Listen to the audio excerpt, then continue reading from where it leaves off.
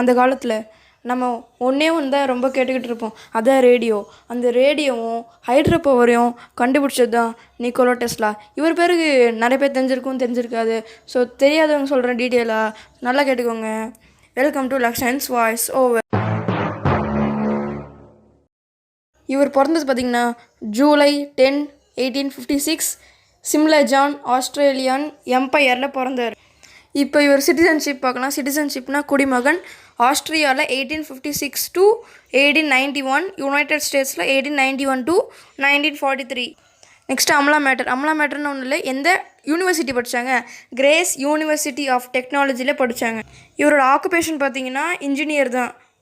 இவர் ஒரு 10 அவார்ட்ஸ் வாங்கியிருக்காரு. அதில் சிலது பார்க்கலாம்.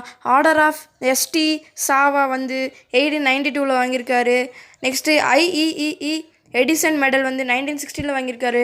இந்த மாதிரி ஏகப்பட்ட அவார்ட்ஸ் வாங்கியிருக்காரு. ஆனால் இவருக்கு ஐக்யூவுக்கு பஞ்சமே இல்லை.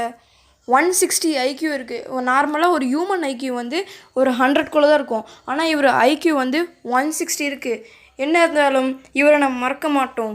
இந்த வீடியோ உங்களுக்கு பிடிச்சிச்சுன்னா லைக் பண்ணுங்கள், ஷேர் பண்ணுங்கள், அப்படியே சப்ஸ்கிரைப் பண்ணிட்டு பெல் ஐக்கானை ஆலில் போட்டுக்கோங்க. அப்போ தான் நான் போகிற ஒவ்வொரு வீடியோஸும் உங்களுக்கு நோட்டிஃபிகேஷனாக வரும். அப்புறம் அடுத்து என்ன ஸ்டோரி வேணும்னு கமெண்ட் சொல்லுங்கள். அது வரைக்கும் டாட்டா, பை பை.